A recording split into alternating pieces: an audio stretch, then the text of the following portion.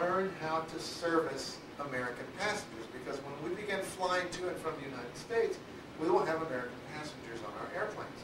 And we don't know what they like. We don't know what their preferences are. We've heard Americans like to have ice in their drinks, even in the winter. Yes, that's bizarre. For many people, that's bizarre. And we've heard that Americans like to drink milk and eat cheese and these strange, bizarre foods, so they wanted help understanding Americans. So we put on our thinking cap, we got with our Asian partners, and we prepared a presentation about American culture. Let me walk you through that first. Let's get over here. So, history of the U.S. Now, imagine you don't know anything about the United States. All you know is what you've seen in movies or on TV. Okay, so that's crazy stuff, right? It could be all kinds of interesting and even wrong ideas. How wrong? It could be very wrong.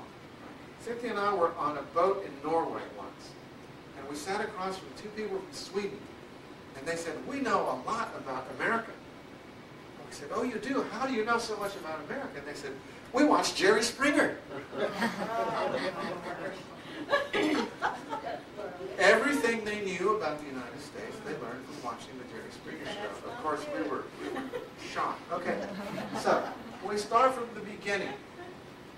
There were people here before the Europeans came, but they were few, and the land was great.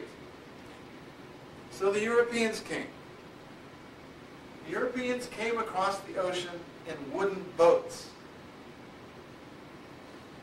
More than 500 years ago. What kind of people would leave their land, leave their families, leave everything they knew, and get in a wooden boat and sail across the ocean to live in a new place? Okay, this should tell you something about the Europeans that came here, and about the values and about the ideas that they had, and how those stay with Americans even today. These people came here because they were unhappy with some things at home. This is actually the British King George. We had to go on the internet and find a picture of him. So these are people who were brave, would you say? Who were willing to take risks, yes? And who were not happy where they were. And how unhappy do you think they were? A little bit unhappy? A lot. Yes. Okay, so they got in these boats and they came across the ocean and they came here and they started something new. That should tell you something about Americans, right? So it's kind of hard. Shall we, if we dim the lights, is that okay? Yeah, it's better. All right, I don't know if it's good for the camera. Oh, it's much better for our eyes, isn't it? Okay, so let's fast forward a little bit in American history. This is an iconic image in American history. These are the descendants of those Europeans that came here. And eventually what happened was they started a revolution against the British. And this image represents those Americans who rebelled and got their independence from the British. Now, this is much later. These are not close in time. This is about 100 years ago. Does anyone recognize what this might be? Women's rights. Women's suffrage. Yeah, and what that means, when we say women's suffrage, that means women getting the right to vote in the United States. And it was about 100 years ago, right? 1911, something like that? 8 or 12? Yeah, okay. Well, what you see here are women marching in the streets, demanding their right. And in this case, their right to vote. Again, they were unhappy with the way things were. They felt it was unjust, and they did something about it to bring about change. Both of these images, let me suggest, say something about Americans and American values and what is in the American heart and what is in the American mind. Now again, these things are not true for everyone. Right? We know that there were native people already here. Some of those people were my ancestors.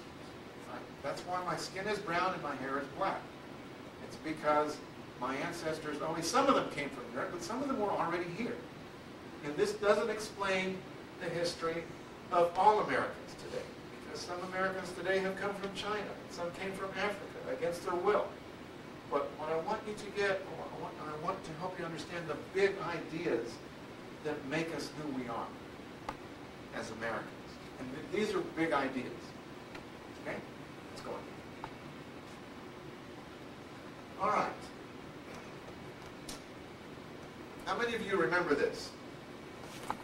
Good. Most people remember this.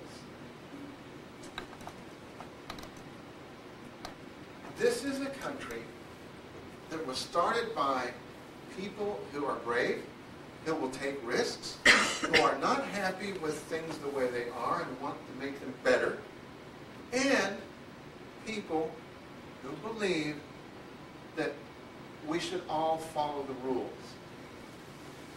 That even the person at the top should follow the rules. Now, whatever you think about this, but that's not my point today. My point today is this. The United States of America put their president on trial. They put the sitting president on trial. And in most countries around the world, this would never happen.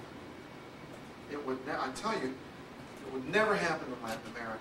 It would never happen in Africa. It would never happen in the Middle East. It would never happen in Asia. It might happen in some Western European country, maybe.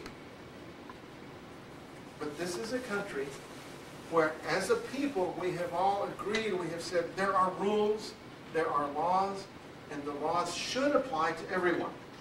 Now, we know that that's not always really true, but that's what we believe should be.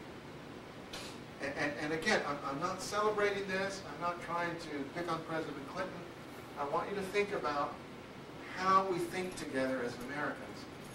In this country, we have rules, and if you break the rules, then that's not a good thing. Is this clear? Regardless of who you are. Regardless of who you are, exactly. You know, last year, one of the programs I participate in the city is I help to host international visitors. There's several groups in town that do that. The Dallas Committee on International Visitors, there's a North Texas Committee, there are groups that come through the State Department. There's about 4 groups in town that do this. And I have 3 daughters, by the way. They're 2 in college, 1 at home. And so we hosted 2 young ladies from the Middle East. They were both college students. I want to say one was Syrian and the other Lebanese, but I'm not sure on the second one. I know one was Syrian. And we took them shopping. That's what we did. They needed someone to take them shopping on a Saturday. So I always thought this was interesting for my children to meet people from other countries. So we picked these girls up at their hotel. We took them to North Park. We took them to Target. We took them to a Galleria. We just entertained them and drove them around for a day. In the afternoon, somehow we got to talking not about Clinton, but about laws and rules.